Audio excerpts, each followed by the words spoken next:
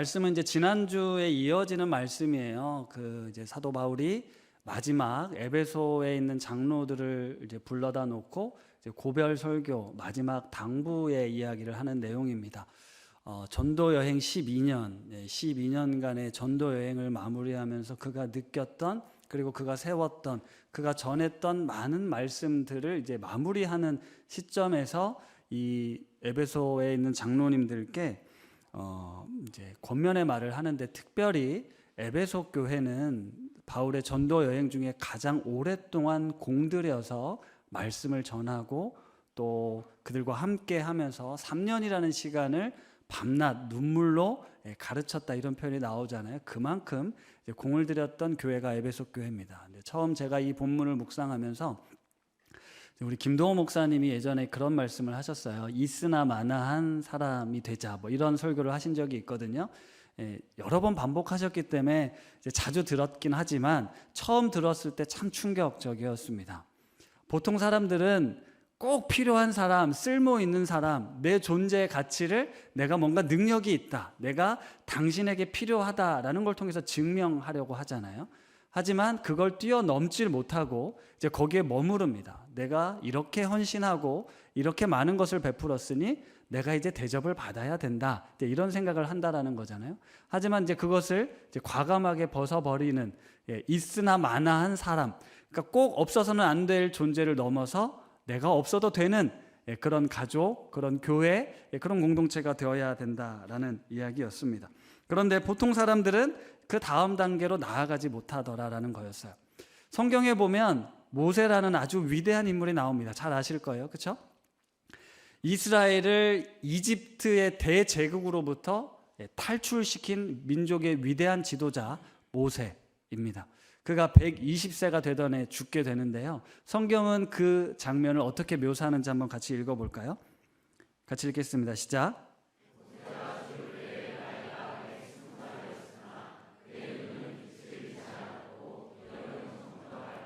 네, 나이가 많아서 늙어서 죽은 게 아니고요. 눈도 초롱초롱하고 기력도 정정했습니다. 그런데 후계자 여호수아에게 물려주고 하나님이 약속하신 가나안 땅을 목전에 두고 들어가지 못하게 됩니다. 보통 성경에 보면 아브라함도 그렇고 야곱, 요셉, 어쨌든 조상님들을 잘 모시는 장면이 나와요. 장례를 잘 치러드립니다. 모세는 그런 장면도 나오지 않습니다. 심지어 모세의 무덤은 아직까지 어디인지도 알려져 있지 않습니다. 하나님께서 여기까지야, 이제 끝이야 라고 했을 때 모세의 인생은 그대로 마무리가 됐던 거죠. 여러분, 모세 입장에서 내가 모세였다면 너무 억울하고, 그렇죠? 내가 어떻게 이 거대한 백성들을 우여곡절 끝에 여기까지 왔는데 왜 내 말년에 그 복을 누리지 못하게 하시는지 따질 수도 있었지만 그런저런 내용은 전혀 나오지 않습니다. 저는 천국 소망을 품은 그리스도인들이 이 땅에서 무엇을 추구하고 어떤 삶을 살아야 하고 무엇을 남겨야 할지 성경은 우리에게 잘 가르쳐주고 있다고 생각을 합니다. 예수님을 통해서 그렇고 또 바울 사도를 통해서도 마찬가지입니다. 오늘 이 바울 사도를 통해서 저는 그 위대함을 다시 한번 깨닫게 되었는데요. 우선 바울이 장로들을 불러서 이렇게 이야기를 합니다. 제가 그동안 여러 번 왕래하면서 하나님의 나라를 전했습니다. 그런데 이제 여러분들을 만나지 못할 것 같습니다. 저는 그동안 여러분들에게 하나님의 모든 뜻을 다 전해 주었습니다. 이제 여러분들이 내가 전해 주었던 그 말씀을 우리 에베소 성도들, 양떼들에게 잘 전해 주셔야 됩니다 라고 이야기를 하는 거예요. 제가 지난 3년 동안 밤낮 쉬지 않고 각 사람을 눈물로 훈계하던 걸 기억해 달라고, 게다가 저는 여러분들의 도움을 받아서 생계를 유지한 게 아니라 내 손으로 일하면서 필요한 것을 채웠습니다 라고 명확하게 언급을 합니다.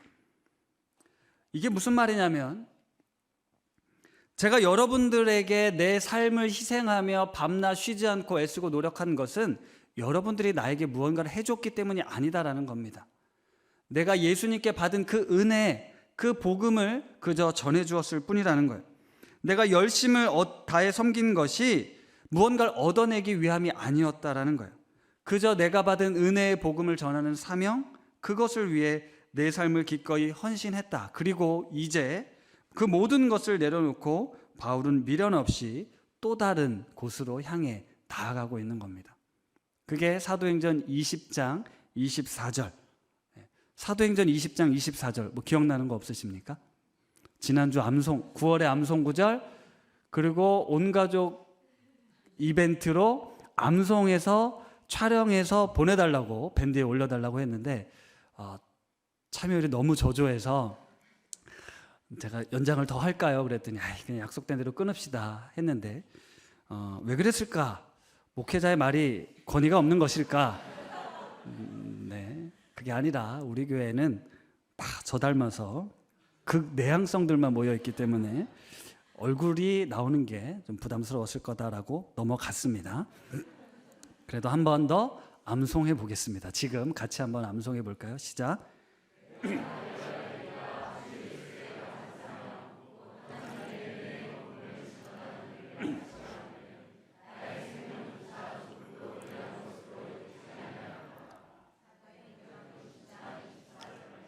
바울이 마지막에 그러니까 에베소 장로들을 모아놓고 이 말씀을 전한 거예요. 내가 주 예수께 받은 사명 은혜의 복음을 증언한, 이미 바울에겐 은혜의 복음을 받아들이는 것으로 이미 끝났습니다. 내 삶을 다 드려도 아깝지 않은 삶을 바울은 살았다라는 거죠. 그래서 그렇게 열정을 쏟아붓고 헌신하고 또 많은 열매를 남긴 에베소 교회를 떠나고 있는 겁니다. 제가 이 본문에서 이런 생각을 했습니다. 나도 언젠간 떠난다. 우리 성도님들께 똑똑히 이야기해야겠다. 제가 마지막 떠날 때 혹시 내가 이 교회를 개척해서, 물론 커질지 안 커질지 모르지만 이만큼 키워놓고 제가 여러분들에게 밤낮 수고하고 애쓴 것 대접해 주셔야 됩니다. 갚아 주셔야 됩니다. 라고 하는 때가 오지 않기를 여러분들이 민감하게 깨어서 보셔야 됩니다. 하나님이 부르시면, 멈추라 하시면 미련 없이 순종하며 떠날 겁니다. 녹음해 놓으셔야 돼요, 이런 거. 물론 제가 예전에도 한 성도님 만나서, 새 가족 만나서 그런 얘기 했어요. 저 이렇게 목회할 겁니다. 그랬더니 우리 교회 목사님도 젊을 때 그렇게 말씀하셨는데 한 20년 하시니까 언제 그랬냐는 듯이 얘기해서, 사실 이렇게 선포는 하지만 저도 어떻게 될지 모릅니다. 성도님들 몫이에요. 어쨌든 이 바울이 자신의 고백, 내가 나의 생명을 조금도 귀한 것으로 여기지 않았다라고 이야기를 하면서 오늘 장로들에게 이런 부탁을 하거든요. 32절 말씀인데, 지금 내가 여러분을 주와 및 그 은혜의 말씀에 부탁하노니 그 말씀이 여러분을 능히 든든히 세우사 거룩하게 하심을 입은 모든 자 가운데 기업이 있게 하시리라 라고 이야기를 합니다. 주와 곧 은혜의 말씀에 부탁을 한다라는 거죠. 우리 교회가 하나님이 주인 되시는 교회, 그렇죠? 사람이 주인 되지 않고 하나님이 주인 되시는 교회를 추구합니다. 바울의 뜻과 생각이 아니라 하나님과 그 은혜의 말씀에 에베소 교회가 세워지는 걸 바울은 알고 있었어요. 그래서 그는 이렇게 과감하게 떠날 수 있었습니다. 마찬가지로 우리 교회도 하나님과 그 은혜의 말씀이 우리 교회의 기초이지 어떤 담임 목사의 가르침과 헌신이 이 교회의 기초가 되지는 않습니다. 그러면서 주와 그 은혜의 말씀에 부탁한다, 이게 무슨 의미였을까를 좀 묵상해 보게 됐어요.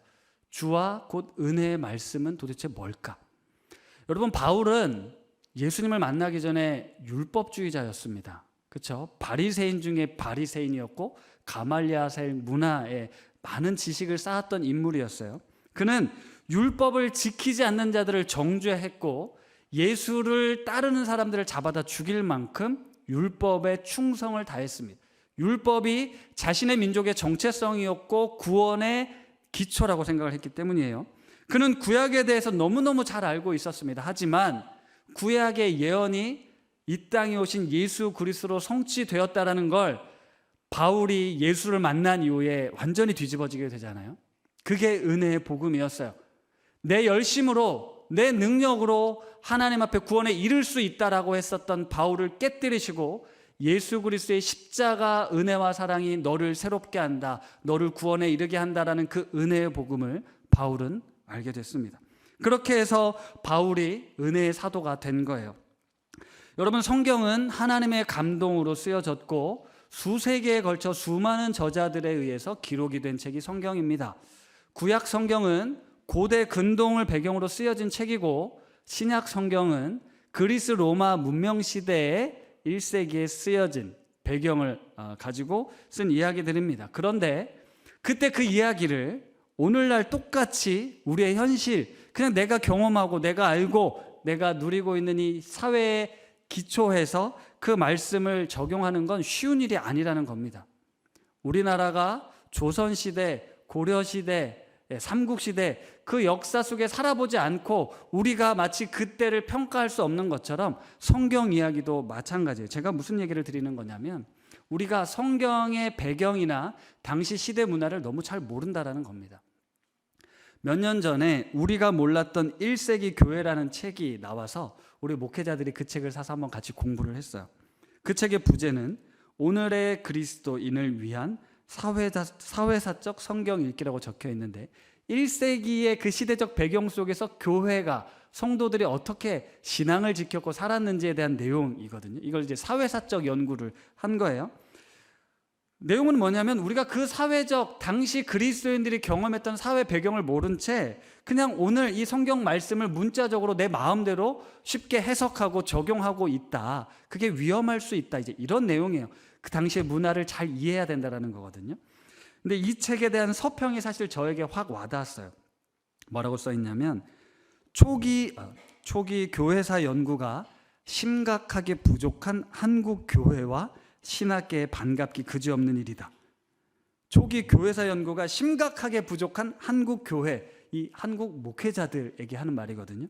여러분, 초기 교회사 아세요? 저는 그럼 잘 알까요? 제가 신대원 3학년 다니면서 이거 열심히 연구했을 것 같습니까?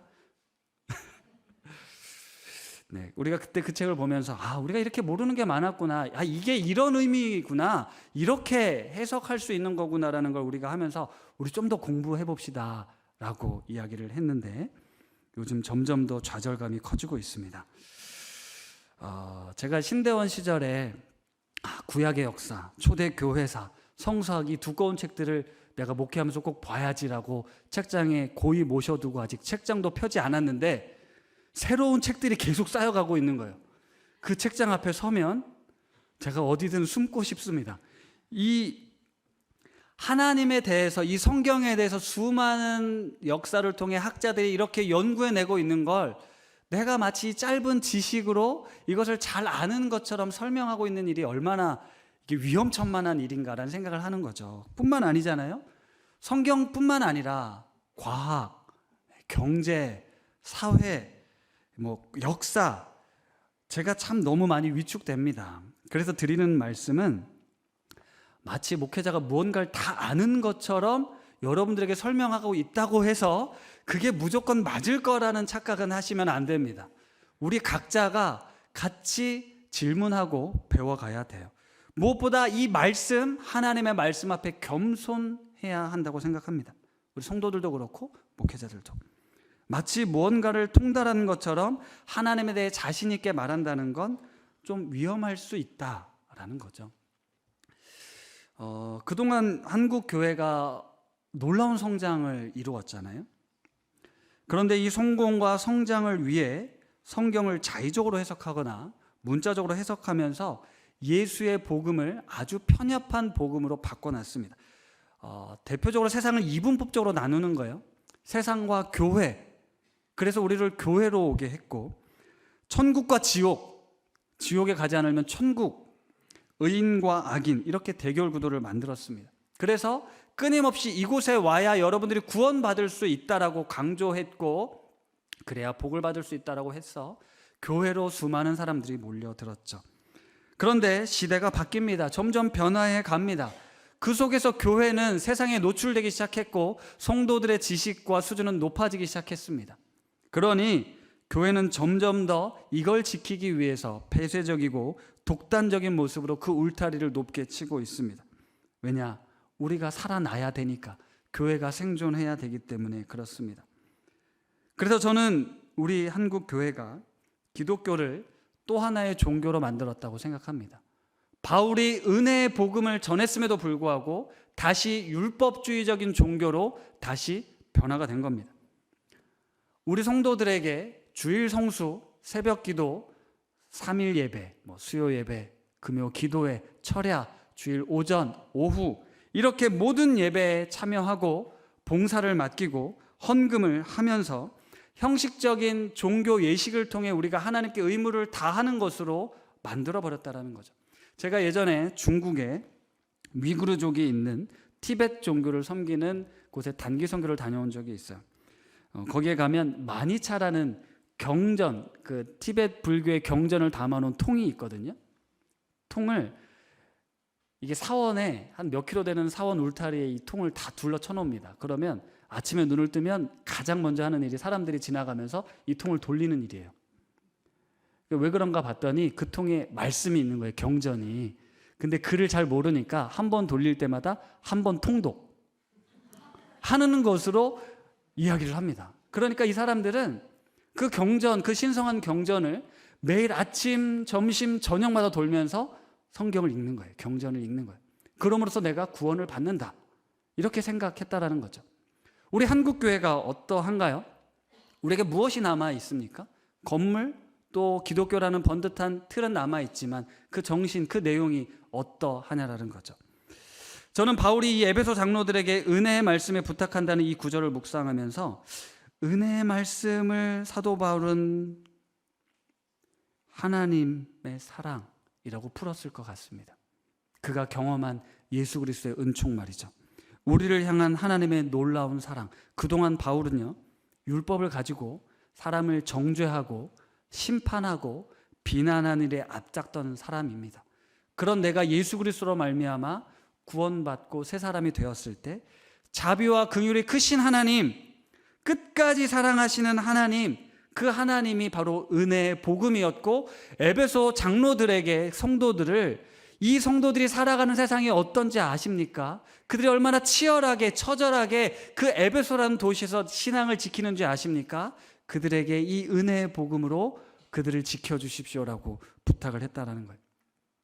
우리가 가장 잘 아는, 성경에서 가장 잘 아는, 가장 많이 암송하는 구절 뭐죠? 요한복음 3장 16절. 한번 암송해 볼까요? 띄웠네요. 읽겠습니다. 같이 읽겠습니다. 시작.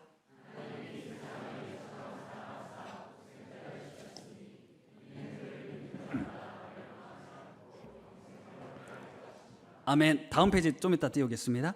자, 우리가 이걸 어렸을 때 외웠어요. 하나님이 세상을 이처럼 사랑하사. 여기에 세상에 꼭 뭘 넣었죠?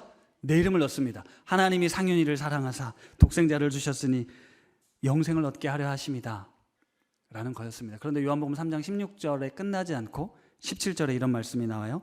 하나님이 그 아들을 세상에 보내신 것은 세상을 심판하려 하심이 아니요 그로 말미암아 세상이 구원을 받게 하려 하심이라.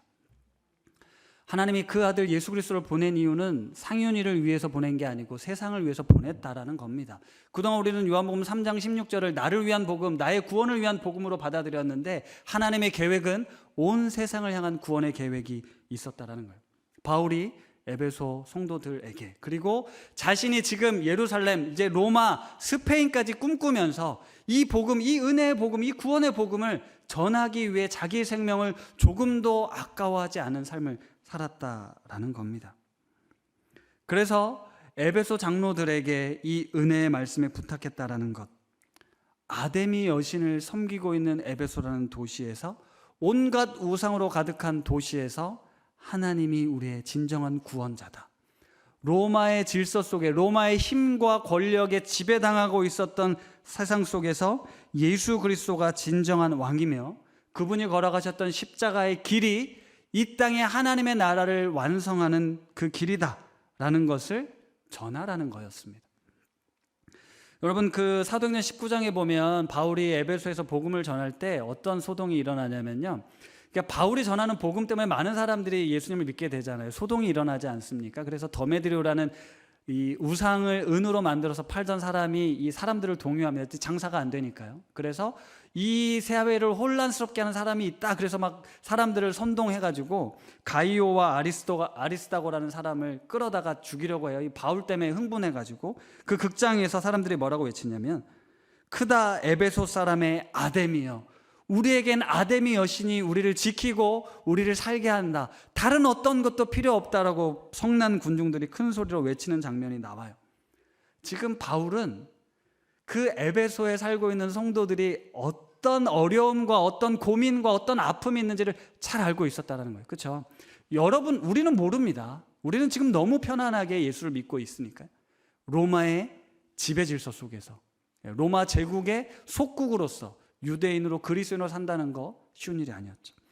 그런 바울이 그 너무 잘 알고 있었기 때문에 이 하나님과 은혜의 복음에 당신들을 맡긴다. 그렇게 우리 성도들을 지켜달라고 부탁하는 거죠. 저는 오늘날 이걸 이렇게 적용해 봤어요. 여러분, 오늘날 사람들은 어디에 우리의 생명을, 목숨을 거나요? 돈을 버는 것에 목숨을 겁니다. 부동산으로, 주식으로, 돈이 되는 모든 것에 우리의 생명을 걸어요. 그런데 우리는 그것이 우리를 구원할 수 없다라고 이야기를 합니다. 오직 예수 그리스도만이 구원자라고 주장을 하죠. 하지만 그 주장은 이 거대한 세상 앞에 힘없이 짓밟힐 겁니다. 어리석다라고 이야기할 겁니다. 무슨 소리야? 크도다 돈이요, 크도다 재물이야, 이렇게 외칠 거라는 거죠. 이렇게 강력한 힘을 발휘하는 세상 속에서 오늘 우리는 하나님과 그 은혜의 말씀을 붙들고 살아야 된다는 거예요. 이것이 이 세상의 질서보다 더 강력한 하나님의 생명의 능력이라는 거죠.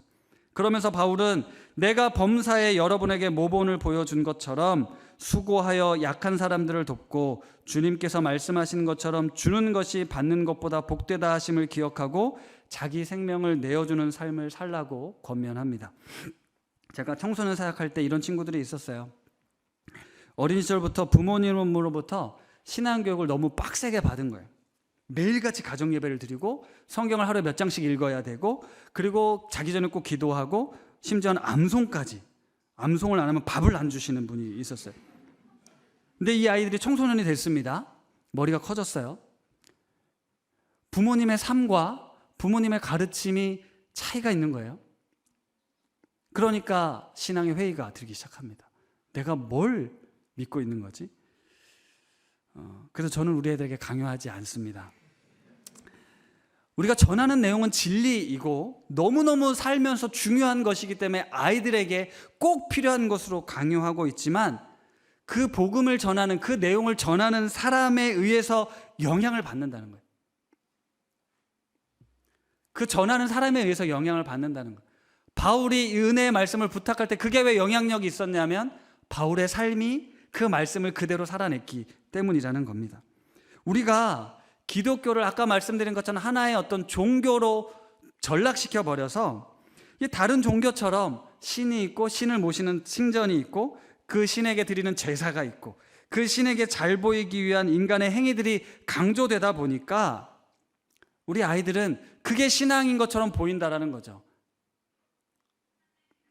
하지만 여러분은 이 종교적 습관으로부터 우리가 한 단계 더 나아가야 된다고 누누이 말씀드렸습니다. 기독교는 종교가 아니라 관계라고요. 하나님과 나와의 관계, 그리고 나와 당신과의 관계, 여기에 하나님이 계시다. 하나님 때문에, 예수 그리스도 때문에 이 죄인이 구원받게 됐고 예수 그리스도 때문에 사랑할 수 없는 당신을 내가 사랑할 수 있게 되는 겁니다. 이게 기독교예요. 예수님께서 제자들을 불러 모으시고 뭘 가르치셨습니까? 제사법을 가르쳐 주셨나요? 교회 짓는 법 가르치셨습니까? 교회를 조직하는 법, 사람들을 이렇게 운영하는 법을 가르치셨나요? 제자들과 관계를 맺으셨어요. 먹고 마시고 자고 모든 일상을 공유했습니다. 거기서 가르침을 주셨고 삶으로 기적을 베푸셨어요. 사람들을 불쌍히 여기셨는데 실제로 유대인들은 거리끼던 죄인들, 세리와 죄인들, 병든 사람들을 찾아가셨습니다. 그들을 안아주셨어요. 그들을 고쳐주셨습니다. 때로는 바리새인과 서기관들과 맞서셨죠. 성전을 장사의 소굴로 만들었을 땐 그 성전을 뒤엎고 성전의 개혁을 추구하셨습니다. 유대인들이 거짓으로 고소하고 예수님을 신성모독죄로 고발했습니다. 그때 예수님은 그들과 싸우지 않고 묵묵히 그 조롱과 그 채찍과 그 고난을 다 감당해 내셨어요. 십자가에서조차 하나님, 저들의 죄를 용서해 주십시오, 그들이 하는 일을 알지 못합니다 라고 제자들에게 이야기했던 것처럼 끝까지 사랑하셨습니다. 내 목숨이 죽어가는 순간까지도. 이것이 기독교고 바울은 이걸 은혜의 복음이라고 말하는 겁니다. 사도 바울은 예수를 닮았죠. 그가 예수를 만난 이후에 예수 그리스도의 삶을 살았습니다. 예수의 이름을 이용해서 크게 한 몫을 챙기려 하지 않았어요. 아담의 여신이 얼마나 거대한지 불가사의한 일이었다라고 이야기하잖아요.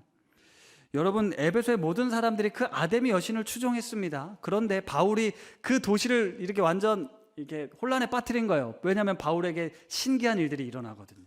심지어 바울의 손수건을 이렇게 병든 사람한테 갖다 얹으면 낫습니다. 에베소 조금 떨어진 곳에 유두고라는 청년이 지난번에 죽었다가 살리는 일도 있었어요. 바울에겐 바울을 통해 하나님이 그런 일들을 이루셨다라고요. 그런 그런 이적을 몇 번만 행하면 당시 기술로 아데미 신전보다 더 화려하고 멋진 성전을 지을 수도 있었을 겁니다. 수많은 사람들이 하나님이 이런 분이다라고 보여줄 수 있었을 거예요. 그러나 바울은 그렇게 예수를 전하지 않았다라고 이야기합니다. 바울은 오로지 하나님의 은혜의 복음, 예수 그리스도 십자가의 복음을 전해주는 걸 사명으로 삼았고, 그것을 이용해서 자신의 부와 명예를 챙기지 않고 오히려 손수 일하면서 더 어려운 사람들을 도왔다라는 거죠. 바울의 이런 모습을 에베소 교회 장로들이 잘 알았기에 바울의 이런 고별 설교, 이제 여러분들을 다시는 못 만날 것 같습니다, 내가 에베소 교회는 다시 못 돌아갈 것 같습니다 했을 때 장로들이, 여러분 에베소 성도들이라면 그 장로님들을 대표로 보냈을 때 뭐라고 하겠어요? 무슨 수가 있어도 바울을 데려와야 된다. 그렇죠? 바울이 있어야 이 에베소 도시에서 우리가 교회로 성장할 수 있다. 장로들의 역할이 뭡니까? 이 목회자 잘 데려와서 키워야 되잖아요. 그런데 장로들 역시 바울의 말에 따랐습니다. 바울의 마지막을 부탁을 받고 그들이 바울을 대신해서 에베소 교회 성도들을 돌보는 일에 헌신하죠. 바울이 권면했던 것처럼 여러분들이 붙들어야 될 건 나 바울이 아닙니다.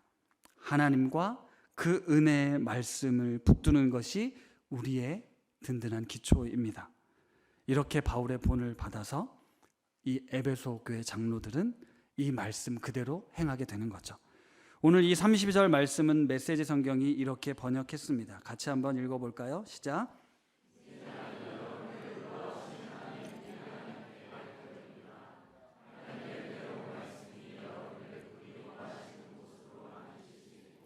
이 거룩한 형제들의 이 공동체에서 여러분에게 필요한 것을 다 공급해 주실 수 있습니다.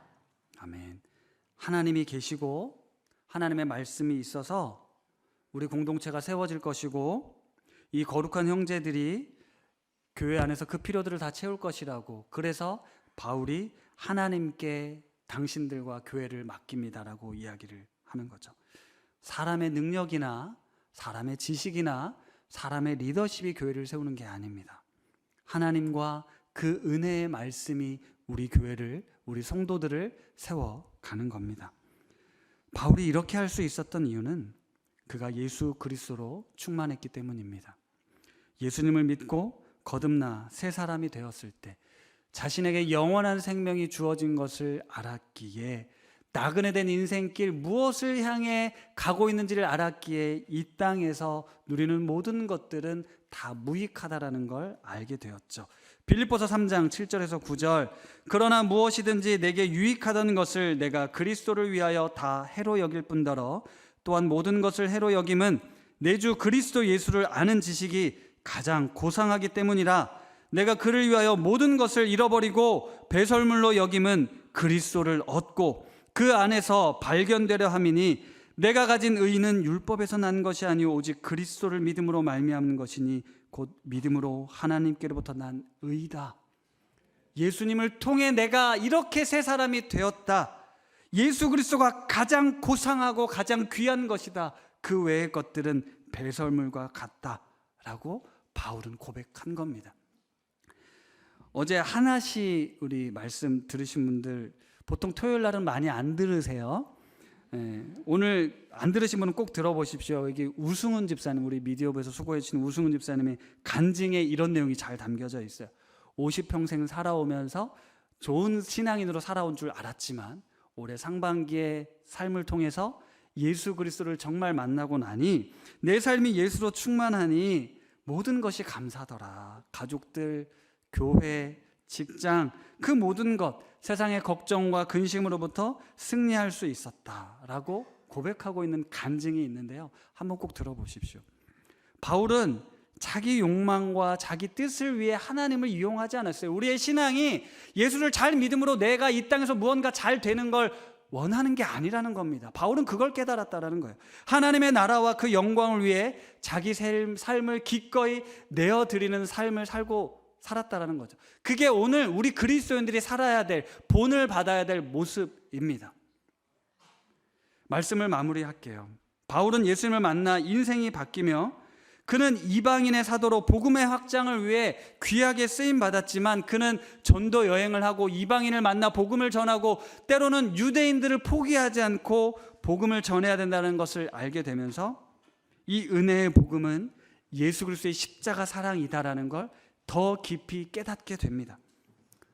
율법으로, 유대교로 다시 회개하는 것이 아니라 예수 그리스도로 말미암아 우리에게 주어진 이 은혜, 이 놀라운 하나님의 사랑, 바울이 전한 복음이 그 성도들에게 강력한 메시지로 전해질 수 있었던 이유는 바울의 이 진짜 사랑, 그리고 자기 생명을 아낌없이 내어주었던 바울의 삶이 있었기 때문입니다.